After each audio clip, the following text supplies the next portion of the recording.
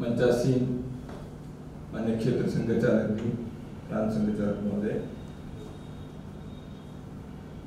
इस भवन के न्यास के सचिव विद्यार्थी कल्याण न्यास के हमारे मित्र डॉक्टर उमेश जी, राष्ट्रीय मंत्री विद्यार्थी परिषद के श्री गजेंद्र जी, उपस्थित सभी वरिष्ठ जन, बहनों और भाइयों, सर्वप्रथम आज के इस आनंद की वेला में भारत के स्वातंत्र्य के अमृत महोत्सव के इस शुभ अवसर पर आप सभी को, आपके परिवार को, आपके मित्र वृंद को, सभी को, देशवासियों को मनपूर्वक शुभकामनाएं। देश स्वतंत्र हुआ, 75 वर्ष पूरे हुए, लेकिन एक प्राचीन राष्ट्र है। देश का जन्म 75 साल पहले नहीं हुआ। सैकड़ों वर्षों के एक दीर्घ संघर्ष के पश्चात आज हम एक स्वतंत्र स्वाभिमानी राष्ट्र के नाते विश्व के सामने खड़े हैं। भारत के इतिहास को हम देखेंगे तो उतार चढ़ाव बहुत दिखते हैं। भारत दुनिया के सामने एक श्रेष्ठ उदाहरण के नाते, विश्व गुरु के नाते सदियों तक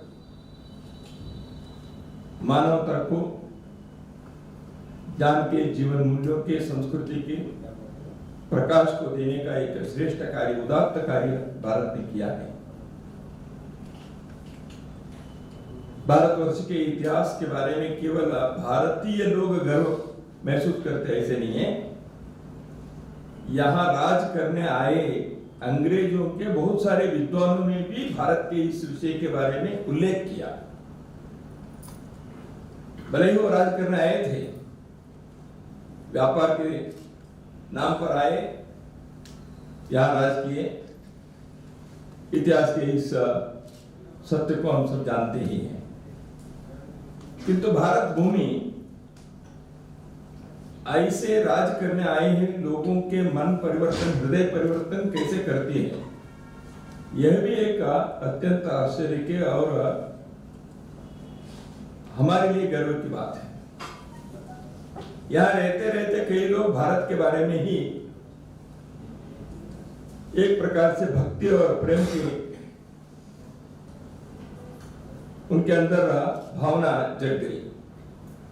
यहाँ के संस्कृति का उन्होंने अध्ययन किया, भाषा के उन्होंने अध्ययन किया।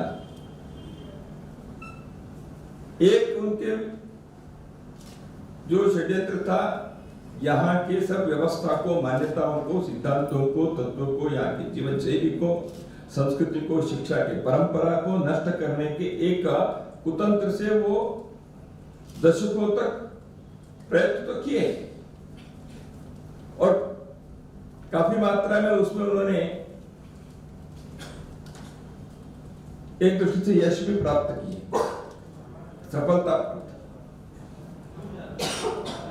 वही कारण है कि आज भी अंग्रेजी मानसिकता, गुलामी की अपने देश में 75 वर्षों के पश्चात भी दिखाई देती है, इधर उधर दिखाई देते, अनुभव में आता है।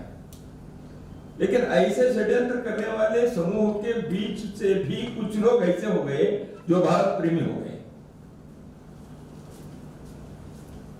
और यहाँ के संस्कृति से, यहाँ की परंपरा से, यहाँ के समाज की व्यवस्था से वो प्रभावित हुए। इसलिए उन्होंने ऐसे ग्रंथ में लिखे। तो कहने का तात्पर्य यह है, भारत ऐसी भूमि है जो इसके प्रति प्रेम रखते हैं, भक्ति करते हैं, उसको अपने संतान मानकर उसके पोषण भरण करते हैं। इसलिए जगत जननी के रूप में भारत माता है, यह महर्षि अरविंदो ने उद्गार किया था। महर्षि अरविंदो ने कहा था, भारत उठेगा, जगेगा, भारत खड़ा होगा। भारत अपने लिए नहीं उठेगा, भारत का उत्थान होगा, ये अपने लिए नहीं, या विश्व में कोई ऐसी ताकत बनकर, दुनिया के दादा बनकर दूसरों के सिर पर पैर रखकर उनको कुचलने के लिए भारत नहीं टेकेगा, नहीं उठेगा। भारत शक्तिशाली बनेगा, भारत उठेगा। इसलिए दुनिया के एक दीपस्तंभ बनकर सभी को प्रकाश देने के लिए भारत की यह स्वतंत्रता आवश्यक है। यह महर्षि अरविंदों के कथन है। तो इसलिए भारत की एक नियति है। हम देखते हैं 1947 में भारत का राजनीतिक दृष्टि से अंग्रेजों के चंगुल से मुक्त होकर जब स्वाधीन हुआ, वह एक दृष्टि से विश्व के औपनिवेशवाद की समाप्ति और कई देशों के भारत स्वतंत्रता के एक उद्घाटन हुआ। आप 1947, 48, 49 के दिनों के इतिहास देखेंगे, जहां जहां अंग्रेज या अन्य यूरोपीय देश कॉलोनी बनाए थे, वो सब एक के बाद मुक्त होते गए। भारत के स्वतंत्रता यह पहला एक दृष्टि से द्वार को उसने खोल दिया।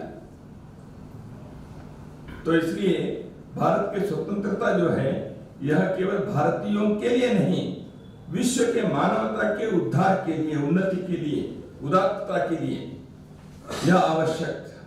यही तो यहाँ के संत महात्माओं ने, आध्यात्मिक मनीषियों ने, विभूतियों ने इसी विषय को बार बार उन्होंने कहा। भारत की स्वतंत्रता केवल हम लोग कुछ पॉलिटिकल फ्रीडम के लिए, इकोनॉमिक डेवलपमेंट के लिए हम नहीं मांग रहे हैं। विश्व के लिए आवश्यक है। विश्व के मानवता के उद्धार के लिए भारत स्वतंत्र होना, एक राष्ट्र के नाते खड़े होना यह आवश्यक है।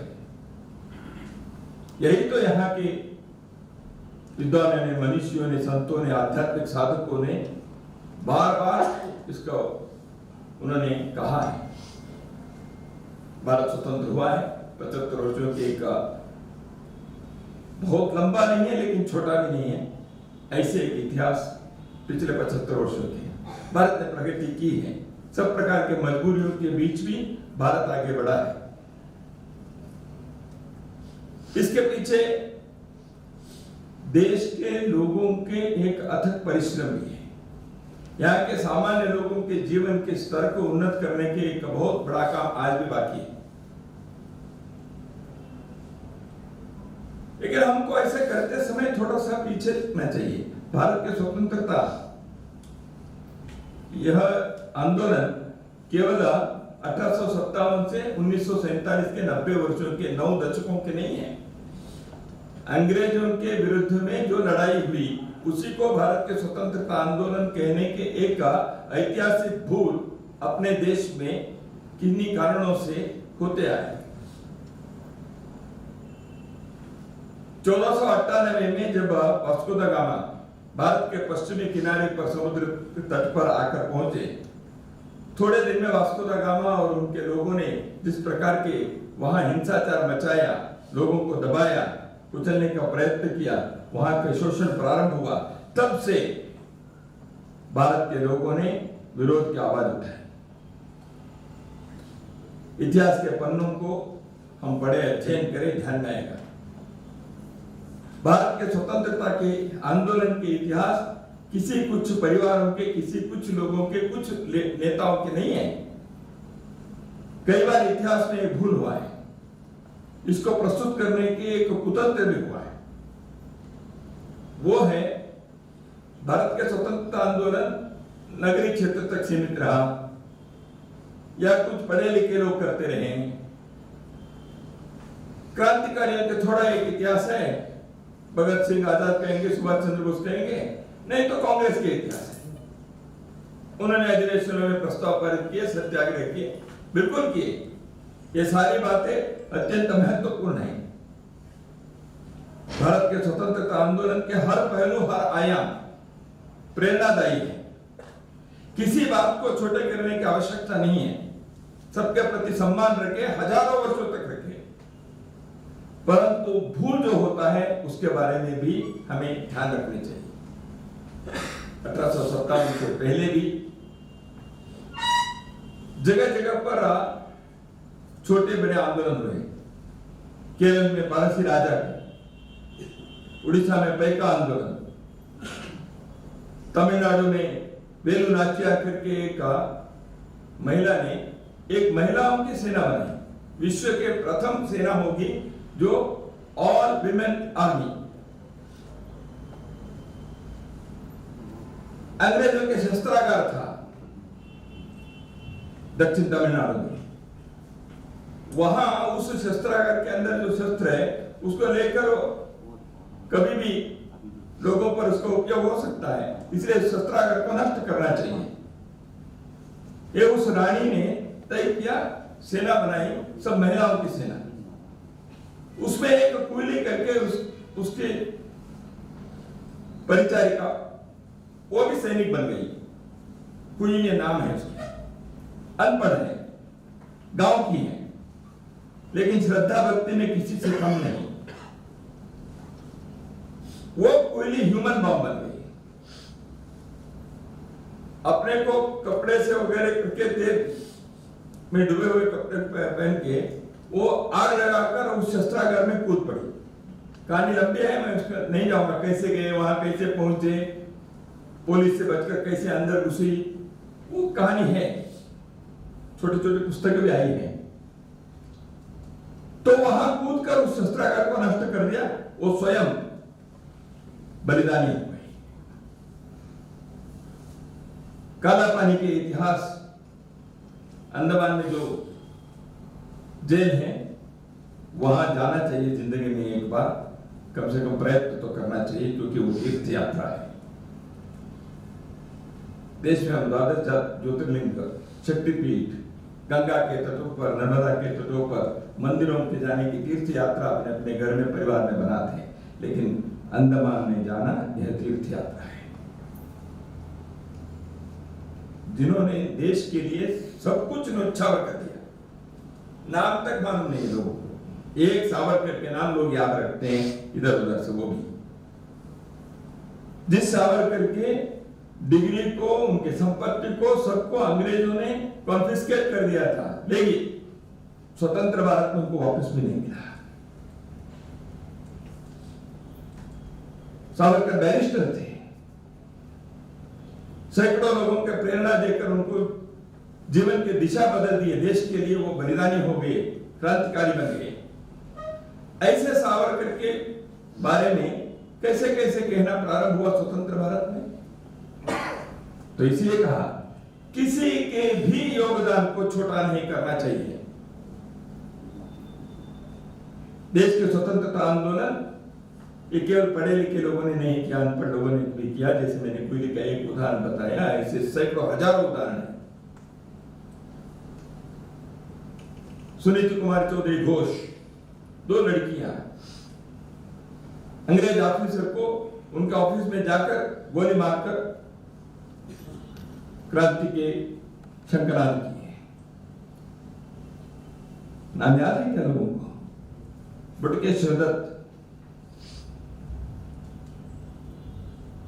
मास्टर से कितने लोग हैं।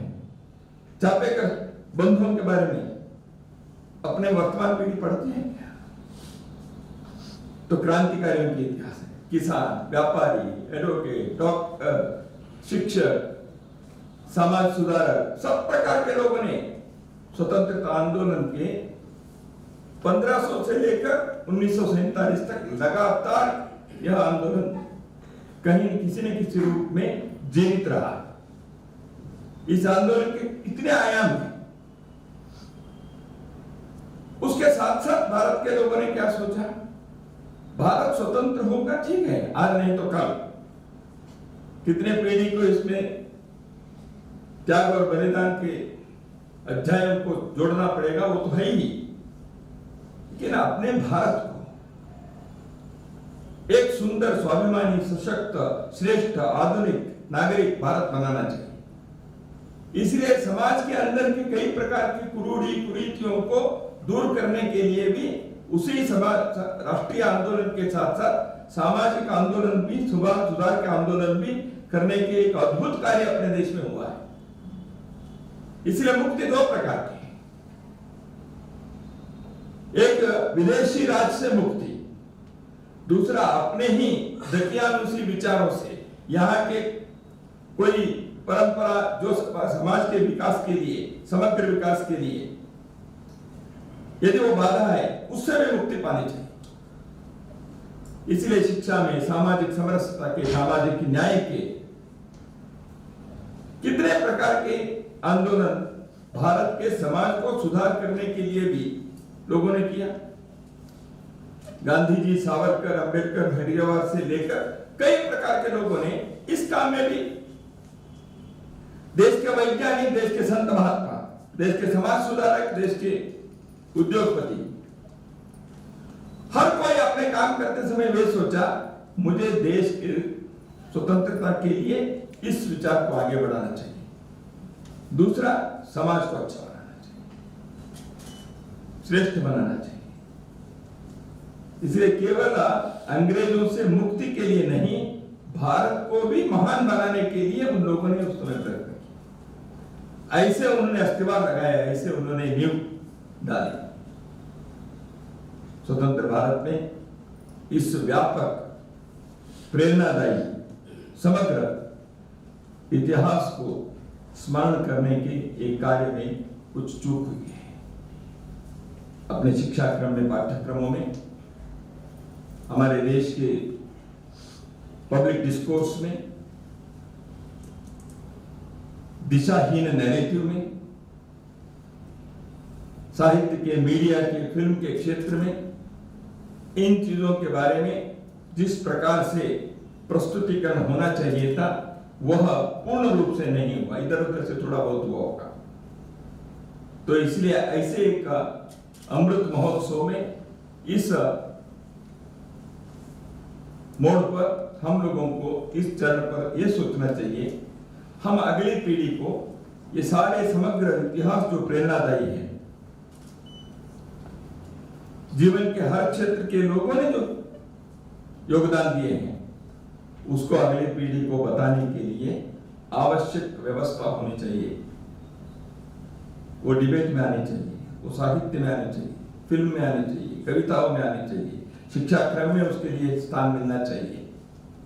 बार बार उसका उल्लेख भी होना पड़ता है, तभी तो वो एक समाज के स्मृति में वो आकर बैठ जाते हैं।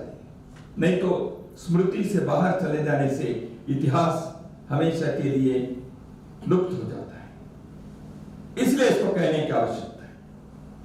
उसके साथ साथ भव्य भारत के भविष्य के निर्माण करने के एक महान कार्य को अब की पीढ़ी, अगली पीढ़ियों के ऊपर है। हम दुनिया में एक श्रेष्ठ भारत बने, आधुनिक भारत बने, ऐसे आधुनिक भारत जो दुनिया के किसी भी देश के साथ हम खड़े हो सकते हैं, ज्ञान में, विज्ञान में, सुरक्षा की व्यवस्था में, वैज्ञानिक क्षेत्र में, जीवन की आर्थिक उन्नति में, हर विषय में हम दुनिया के किसी भी देश के साथ स्वाभिमान से क्रमांक 1 पर खड़े होने के सब प्रकार के प्रयत्न हमको करना चाहिए। हमें आधुनिकता से विमुख नहीं होना है, लेकिन आधुनिकता का अर्थ यह नहीं है पश्चिमीकरण होना चाहिए। एक भारतीय विचार से आधुनिक हम कैसे बन सकते हैं, विश्व मानवता के सामने ऐसे एक उदाहरण हम प्रस्तुत करें। वर्तमान पीढ़ी पर मेरा विश्वास है ये कर सकती है। अध्ययन के, परिश्रम के, अनुसंधान के, समन्वय के, सामूहिकता के आवश्यकता है। और आधुनिकता के इस प्रयत्न में हमें अपने सांस्कृतिक परंपराओं के जड़ों को नहीं भूलना चाहिए। इसलिए उस नींव को भी सुदृढ़ बना के रखना चाहिए। A great nation, a modern nation, a prosperous nation, a strong nation with strong cultural roots and civilizational wisdom and understanding. ऐसे कैसे कर सकते हैं? कर सकते हैं दुनिया के कई देशों ने ऐसे करके दिखाया है।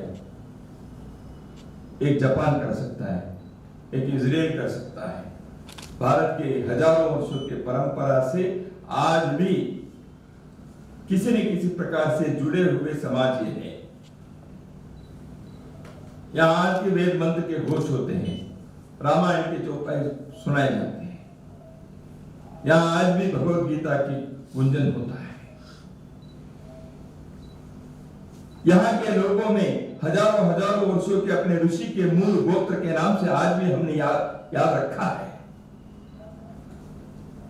यहां से जाने वाले लोग गिरमिटिया देशों में जो गए, उन्होंने एक मुट्ठी मिट्टी को लेकर गए और रामचरितमानस को बांध कर लेके गए।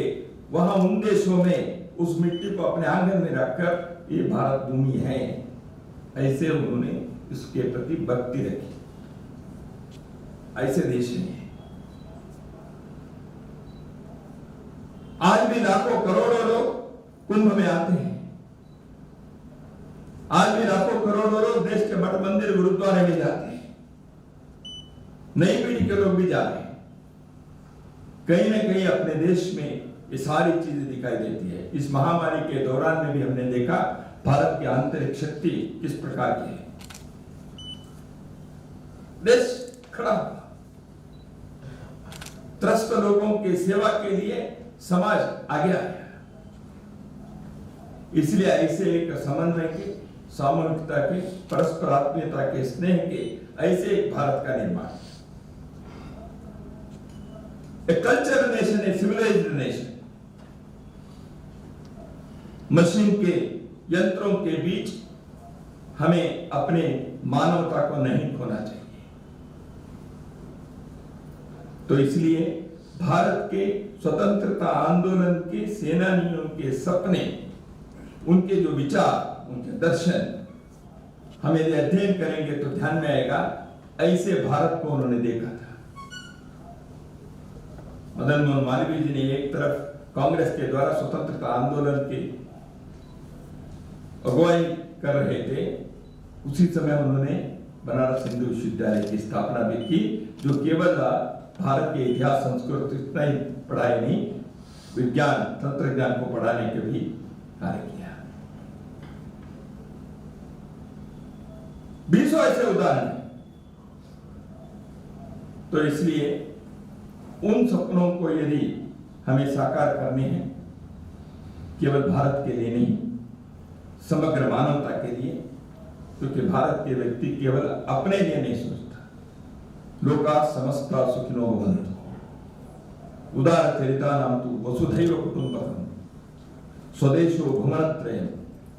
ऐसे सोचने वाले, ऐसे कृति में लाने वाले सर्वसामान्य व्यक्ति भी भारत के, केवल भारत के उत्थान नहीं, सारे मानवता की प्रगति और उत्थान के, मोक्ष के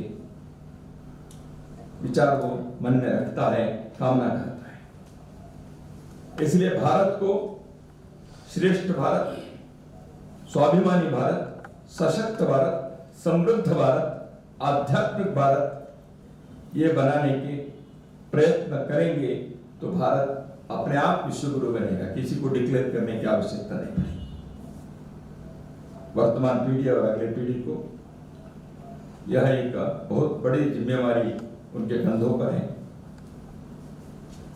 देश में विचार के मतभेद होते हैं, परंपरा के कुछ कलंकों के कारण आपस में लड़ाई भी होती है, मतभेद मनभेद में परिवर्तन होता है, कभी कभी द्वेष नफरत प्रकट होते हैं। परंतु अपने परिवारों में, अपने शिक्षा क्षेत्र में, अपने सामाजिक परिवेश में हम भारत के बारे में एक असीम अक्षुण्ण भक्ति को रोज पाठ पढ़ाएंगे तो धीरे धीरे इस प्रकार के जो मतभेद, मनभेद, द्वेष, नफरत, दूरी, अंतर ये दूर होंगे। लोकतंत्र के विशेषता यही है, हम एक दूसरे से मतभेद हो सकता है, लेकिन दोनों एक श्रेष्ठ कार्य के लिए ही हम हैं। ऐसे भी होता है तो वह मतभेद आपस में दूरी नहीं रहे, दूरी नहीं बनानी। तो इसलिए भारत लोकतंत्र के एक श्रेष्ठ भूमि क्यों है? ये अपने संविधान में कहा है इसलिए नहीं, पश्चिम से ये लोकतंत्र आए इसलिए नहीं है। भारत में व्यक्ति सोचता है हर व्यक्ति के अंदर ईश्वर विद्यमान है।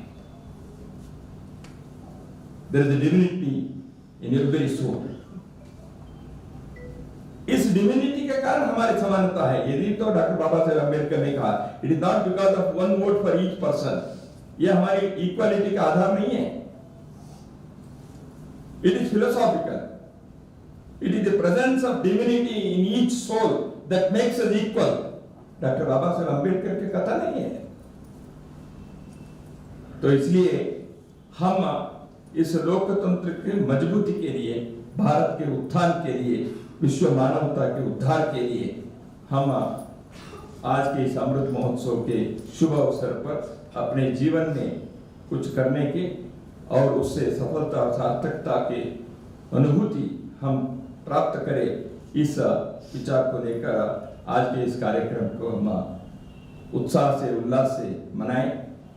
उसी समय भारत के स्वतंत्रता के लिए जिन लोगों ने अपने बलिदान दिए, जितने परिवारों के नष्ट हो गए, उजड़ गए, देश आजाद हुआ, लेकिन 14 के दिन देश का बंटवारा भी हुआ। उस कारण से हजारों लाखों लोग अत्यंत बर्बरता के शिकार बने। क्या हम उनको भूल सकते हैं? इसलिए जिन्होंने देश की स्वतंत्रता के लिए बलिदान दिए, सब प्रकार के कष्ट परंपराओं को उन्होंने अनुभव किया, उनके प्रति हमारे हृदय के अंदर कृतज्ञता के धन्यवाद के भाव रहे। उनके सामने हम नतमस्तक। जिन लोगों ने देश के बंटवारे के कारण, देश के विभाजन के कारण कष्ट अनुभव किया, उन परिवारों के, उन लोगों के बारे में हमारे मन में सदैव ऐसी भावना रहे। उनके बलिदान के कारण भारत आज है, अखंड होना चाहिए। लेकिन आज जो भी भारत है, उस भारत के लिए भी उन्होंने भी त्याग किया। हम इतिहास के इन पन्नों को भूल नहीं सकते। इन सभी भावनाओं के साथ एक श्रेष्ठ, उत्तम, स्वाभिमानी भारत को बनाने के संकल्प को साकार करने की दिशा में हम सब आगे बढ़े। इतने ही कहते हुए फिर से एक बार आप सबको शुभकामनाएं। नमस्कार।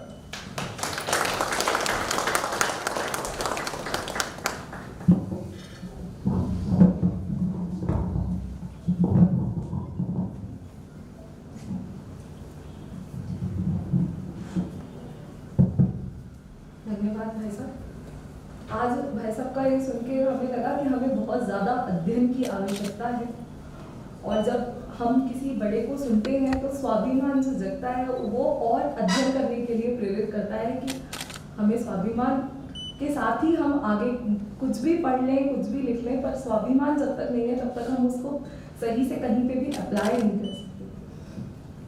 अब मैं वंदे मातरम के लिए आप सबको खड़े होने का निवेदन करती हूँ और वंदे मातरम की चर्चा प्रचार लिखी।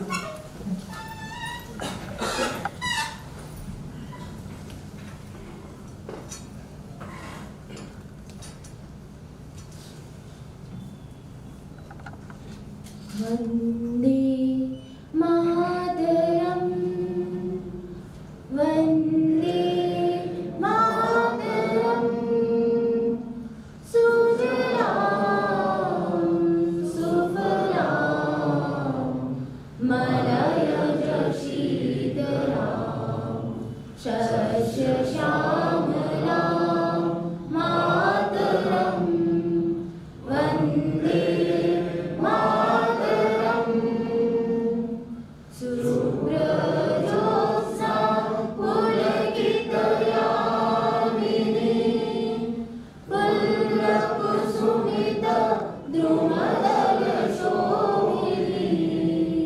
सुहासिनी सुमधुर